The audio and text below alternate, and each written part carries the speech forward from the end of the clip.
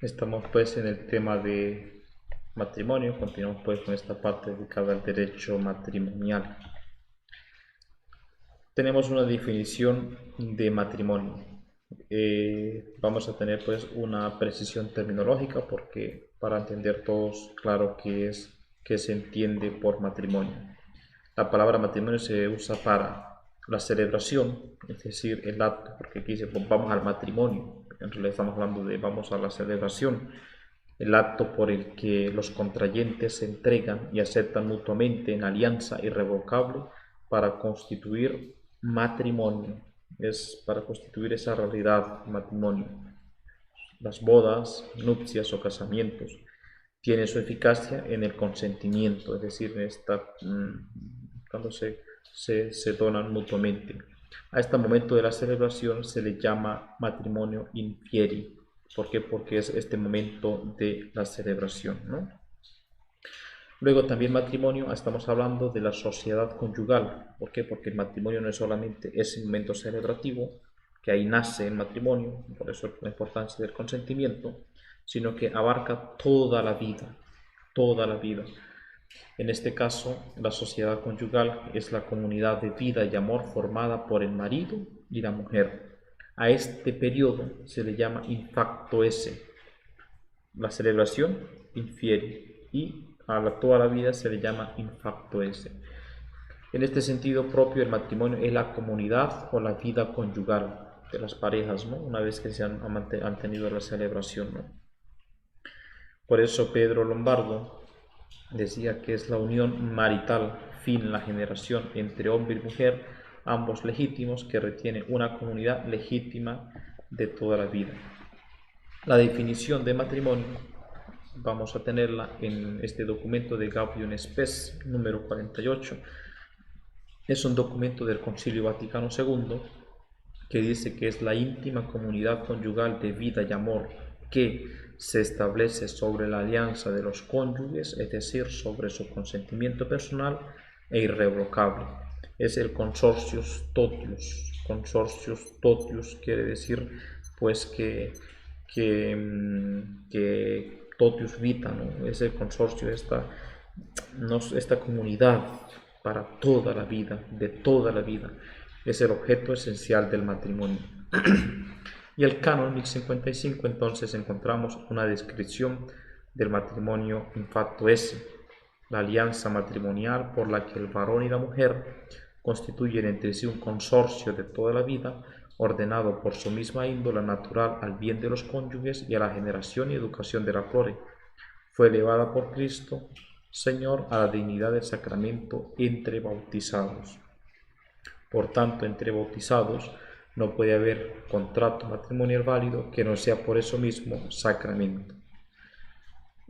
Este autor, que es un español, Hervada, dice sobre la base del Génesis, capítulo 12, versículo 24, y Mateo 19, 6, señala que el marido y la mujer, por el pacto conyugal, ya no son dos, sino una sola carne. Son una sola carne, una sola realidad, marido y mujer, que crean pues esta nueva realidad del matrimonio, ¿no? Son elementos de la estructura jurídica del matrimonio: el contrato, que es el sacramento, que nace el sacramento; el consortius tutio di vita, es decir, que esa vida conyugal para toda la vida; y tenemos que son sus fines, el matrimonio, mediante los cónyuges, la prole. Luego está lo que son, y la educación de la prole, ciertamente, y luego están las propiedades esenciales del matrimonio, que es la unidad y la indisolubilidad, ¿no? La unidad es decir que el matrimonio es uno, no puede existir un matrimonio, un tercero, ¿no? Sino es uno. Y la indisolubilidad, que es ese don precioso que asegura pues esa donación total para toda la vida. ¿Por qué? Porque una vez que se ha contraído este matrimonio es una realidad indisoluble, es decir, que no se puede romper. ¿Por qué? Porque ahí está este vínculo que es el vínculo matrimonial, ¿no? Por ello tenemos una definición de matrimonio: signo sensible y eficaz de la gracia. Esto también a nivel del matrimonio como sacramento de la nueva ley. Recordemos que Cristo lo que hace es no instituir un sacramento ex novo, sino que existe esta realidad natural y el Señor la eleva a sacramento, ¿no? Los elementos son signo externo, el contrato, pacto, y los sujetos, pues los contrayentes. Los contrayentes, signo de la unión de Cristo con la Iglesia. El sacramento produce, es opera operato, la gracia santificante, consagrada al vínculo. Refuerza las propiedades esenciales del vínculo sacramental, la unidad, la indisolubilidad, y otorga una dimensión sobrenatural a los fines, ¿no? Los fines del matrimonio. El matrimonio no es una creación del derecho positivo, no. Estamos hablando que es una institución del derecho natural. ¿Por qué? Porque corresponde a la naturaleza misma del hombre y la mujer, que tiene esa capacidad de donarse mutuamente. Los fines, pues, son operis, son los fines objetivos, los fines del matrimonio mismo, para el bien de lo que es el bien mismo del matrimonio, ¿no? Luego, pues, están esos fines operantes, que son los fines objetivos, subjetivos, que se propusieron los cónyuges, afán de riqueza legítima de la prole, esto, ¿no? Luego existe un cambiamiento en el código de 1917, que es el código precedente, hablaba de fines. El fin primario del matrimonio es la procreación y la educación de los hijos, el secundario la mutua ayuda y el remedio de la concupiscencia. Esto fue cambiado. ¿Por qué? Porque hay una visión mucho más grande, ha crecido una antropología matrimonial, la belleza del matrimonio, y el código del 83 viene a ser respuesta a esa vida, pues a ese fruto de esa experiencia antropológica, y viene a decir que el consorcio de toda la vida, el matrimonio, es decir, en qué consiste el matrimonio, esa comunidad de vida, ese consorcio, mucho más que comunidad, ¿no? Por eso que consorcio tampoco es un contrato, porque por consorcio podríamos hablar el contrato de toda la vida. Se evitó hablar que el matrimonio fuese un contrato, porque cuando hablamos de contrato, una de las partes puede revocar el contrato, y por el matrimonio, por ser una institución natural y una realidad pública, una vez que hay vínculo sacramental, pues las partes no pueden por sí solas decir romper ese contrato, sino que ya hay una realidad. Por eso es el consorcio de toda la vida. ¿En qué consiste el matrimonio? Está ordenado por su misma índole natural al bien de los cónyuges, a las generaciones y a la educación de la prole. Ya no hablamos de finalidades del matrimonio, sino que hablamos de los bienes, bien de los cónyuges, generación y educación de la prole, por su misma índole natural, ¿no? Y en la formulación del canon 1055 hay que destacar que no utiliza la distinción y terminología de fin primario, fin secundario, pero ello no quiere decir que no exista una jerarquía en los fines, que el legislador considere a todos los fines sin que quede la exclusión de ninguno. Por eso usa y no o, ¿no? Esto porque aquí en, en este canon, y la generación y la educación de la prole, pues es bien, ¿no? O sea, el bien de los cónyuges siempre va a ser el bien de los hijos, la educación de los hijos pues es el bien de los cónyuges, o sea, es como estos no son fines primarios, secundarios, sino que están siempre entrelazados, ¿no?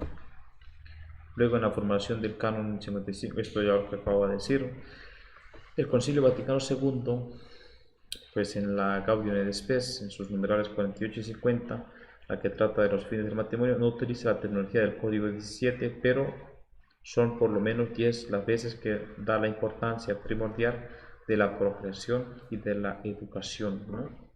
Esta ordenación de la prole no quiere decir que tenga que haber hijos. Esto ciertamente, ¿por qué? Porque a veces pensamos que el matrimonio es solo para los hijos. Existen muchos matrimonios válidos, muchos matrimonios que no han podido tener hijos. Por ejemplo, pensemos aquellos que hay problema de esterilidad, ¿no? Pero ahí pues también hay matrimonio válido, ¿no? Pueden formularse diciendo que el matrimonio pues está ordenado por su misma índole natural al bien de los cónyuges y a la generación y educación de la prole. Estos fines están relacionados y jerarquizados entre sí, tal como se ha subrayado. Por consiguiente, no puede ser excluido ninguno de ellos en el pacto conyugal. En caso contrario, el matrimonio sería nulo. ¿Qué quiere decir esto?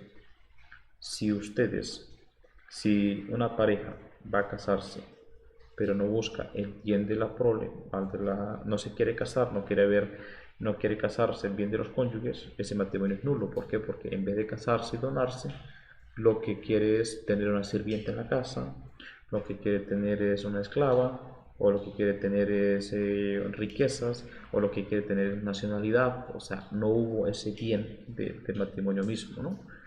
Otra sería en el caso de que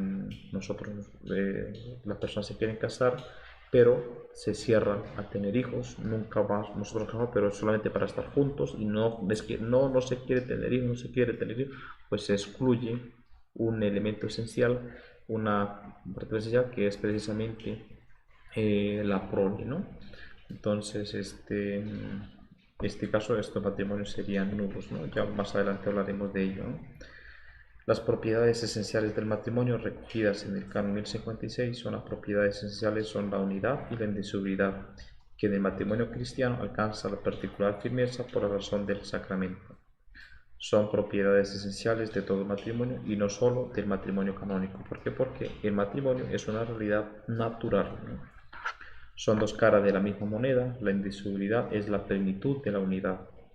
La unidad fue proclamada automáticamente en el Canon 2 de la sesión 24 en el Concilio de Trento.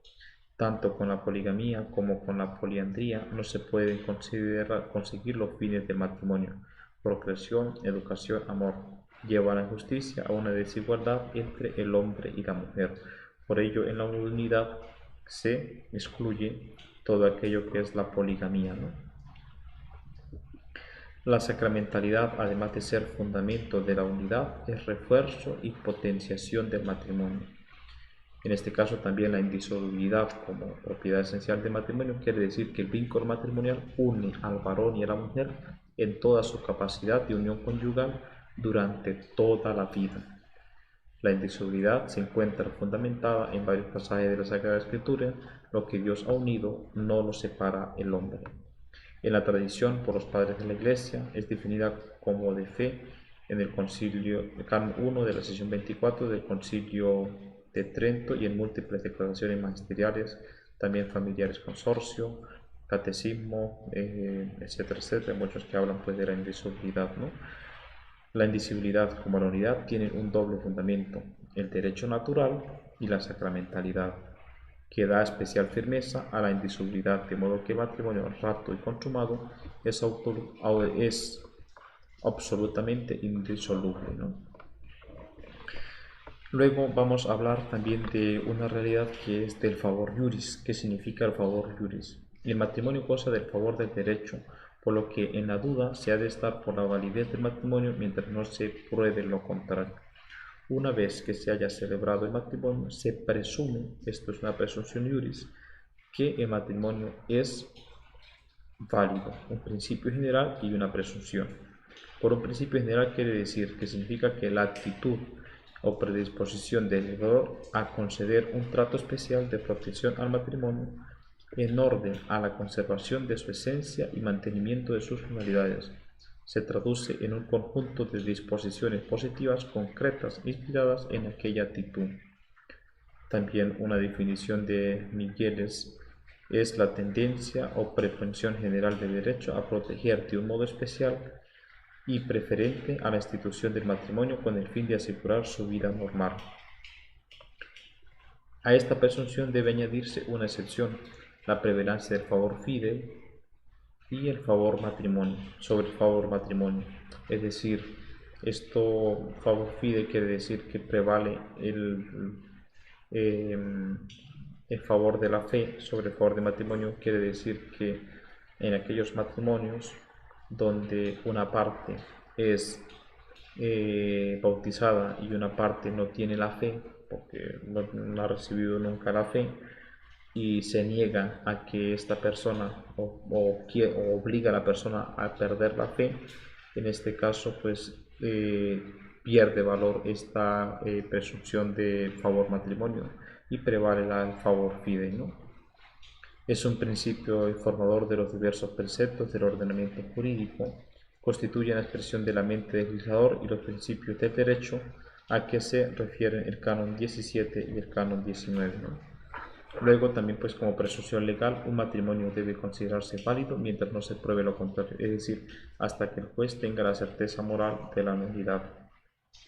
Para que haya lugar a la presunción son necesarios dos presupuestos: la existencia de una situación jurídica que tenga apariencia o figura de matrimonio, la duda de hecho o de derecho acerca de la validez del matrimonio.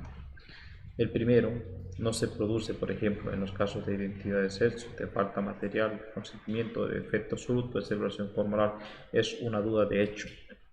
Existe una duda de hecho cuando no puede comprobarse de modo suficientemente completo si un matrimonio concreto se dan las circunstancias necesarias para considerar que hay causa de nulidad. Ejemplo, si los contrayentes tenían o no la edad establecida por el legislador, si el lugar de la celebración pertenecía a la parroquia. Son esto dudas de hecho, ¿no? Existe duda de derecho cuando, pese a haber comprobado el hecho, persiste la duda si le es aplicable o no al correspondiente precepto legal, ¿no? Esto, así pues hablando de lo que es el consentimiento matrimonial, el favor matrimonio, las propiedades esenciales como la unidad y la indisolubilidad.